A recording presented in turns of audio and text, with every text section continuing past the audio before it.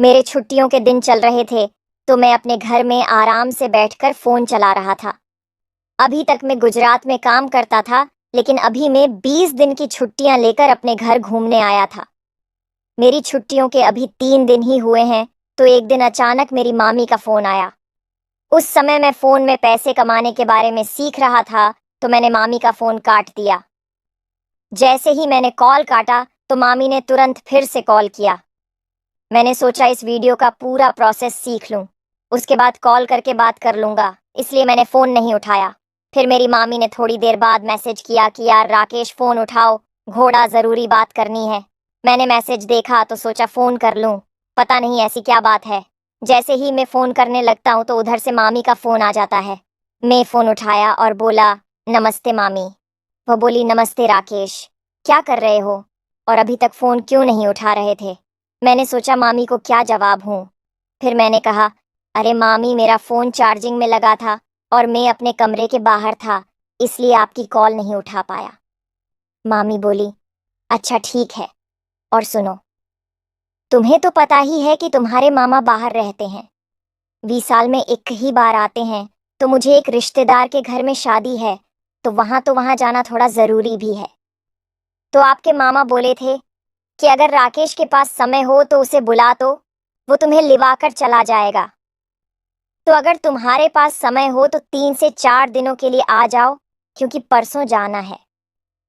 मैंने कहा, ठीक है मामी, मेरे पास तो समय ही समय है, मैं कल आ जाऊंगा, फिर हम दोनों साथ चलेंगे शादी में। मामी ने कहा, ठीक है, आराम से आना। उसके बाद मैं अगले दिन की तैयारी बनाने लगता हूँ, क्योंकि 3 से 4 दिनों के लिए जाना था। तो कुछ नए कपड़े पैक कर लेता हूँ और अगली सुबह मैं मामी के यहाँ के लिए निकल लेता हूँ। मेरी नानी घर में अकेले रहती हैं, उनकी अभी शादी हुई है। अभी केवल 3 महीने ही हुए हैं उनकी शादी को। मैं मामी के यहाँ पहुंचा और दरवाजा खटखटाया तो मामी बाहर आई और मुझे देखकर चौंक गई और बोली, अरे राकेश, इतनी जल्दी आ गए और कितना बदल गए हो।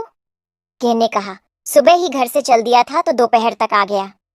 मामी बोली, ठीक है, अंदर आओ। मागी मुझे बहुत ही खूबसूरत लग रही थी। मेरे मन में तो कुछ और ही चलने लगा था। मैं सोचने लगा कि पार, मामी तो कितनी सुंदर लग रही हैं। फिर मैंने हाथ पैर धुले और मागी ने खाना लगाया। मैं खाना खाकर भाराम करने लगा और बस सोचने लगा कि केवल एक बार मामी के साथ वो सब कार्यक्रम करने का मौका मिल जाए। फिर मैंने सोचा, केवल आज का ही समय है और मामी भी अकेले ही रहती हैं। मुझे किसी तरह रात को उनके कमरे में ही सोना पड़ेगा, तभी बात आगे बढ़ेगी, नहीं तो कल जाना है शादी में। शाम को जब मामी खाना बनाती हैं तो हम और मामी खाना खाते हैं। फिर मामी कहती हैं, अच्छा राकेश, तुम उस कमरे में सो जाओ और मैं अपने कमरे में जा रही हूँ। उसके बाद मामी गुड नाइट बोलकर अपने कमरे में चली जाती है। मैं सोचने लगता हूँ कि क्या करूँ। फिर वही 1 घंटे बाद में मामी के कमरे के पास जाता हूँ और मामी को बुलाता हूँ। मामी दरवाजा खोलती हैं और कहने लगी, क्या हुआ राकेश, तुम अभी तक सोए नहीं हो। मैं बोला, नहीं मामी, मुझे अकेले डर लग रहा है, मैं अकेले नहीं सोऊंगा, मुझे आपके कमरे में सोना है। मामी ने कहा, ठीक है, अंदर आ जाओ। मैं अंदर गया तो देखा तो एक बड़ा सा बेड था और उस रूम में केवल एक ही बेड था।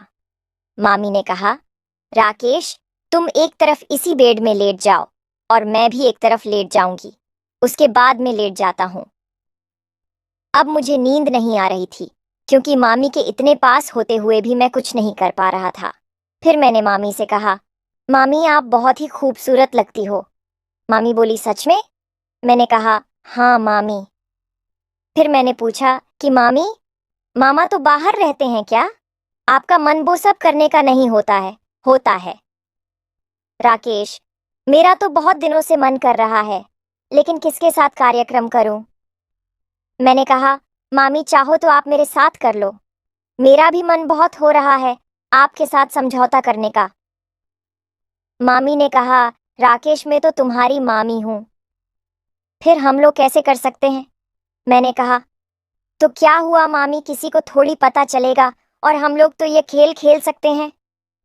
मामी थोड़ी देर सोचती रहीं, फिर बोली, ठीक है, राकेश, मेरा भी मन समझौता करने का बहुत ज्यादा कर रहा है। उसके बाद मामी अपना सारा सामान दिखाती हैं। उनका सामान देखने के बाद मैं तो देखता ही रह गया। मामी ने कहा, केवल देखते ही रहोगे या इनके साथ खेलोगे भी? मैंने मामी से कहा कि सच में मामी, मुझसे अब रुका नहीं जा रहा है। मामी बोली, अब देख ही लिया है तो आगे का कार्यक्रम भी करो जल्दी से। फिर मैं और मामी एक दूसरे से समझौता करने लगते हैं। मैं भी मामी के सामान से खेलने लगता हूँ। मुझे तो बहुत मजा आ रहा था और मामी को भी। इतने दिनों बाद वह खुशी मिली थी तो वह भी बहुत खुश थी। मामी को भी बहुत अच्छा लग रहा था। उसके बाद सारी रात में और मामी एक दूसरे के साथ समझौता करते रहे। फिर मैंने कहा, मामी, अगर मैं कभी आपके पास आया करूंगा तो आप मेरा ध्यान रखिए। गेना, मामी बोली। हाँ राकेश, मैं तुम्हारा पूरा ध्यान रखूंगी और हम दोनों एक दूसरे का बराबर साथ भी देंगे। फिर मैं मामी को बाइक के साथ लिवा कर जाता हूँ और रास्ते में तरह तरह की बातें करते हुए जाते हैं। उसके बाद में और मामी उस शादी में बहुत मजा करते हैं और साथ में डांस भी करते हैं। मामी वहां 2 दिन रुकती है। मैं वहां कुछ ही लोगों को जानता था तो उनके साथ ही अपना समय बिताया। केवल नहाने और खाना खाने के लिए अंदर जाता, नहीं तो मैं बाहर ही लोगों के पास बैठता। 2 दिन बाद में और मामी वहां से आ गए और उस दिन भी मैं मामी के पास रुका और उस रात को भी हम दोनों ने कार्यक्रम किया और अगले दिन खुशी खुशी अपने घर आ गया। फिर मैं अपनी बची कुची छुट्टियां भी काटता हूँ और फिर काम करने गुजरात चला जाता हूँ। मैं अपनी मामी को हर 2 दिन बाद फोन करके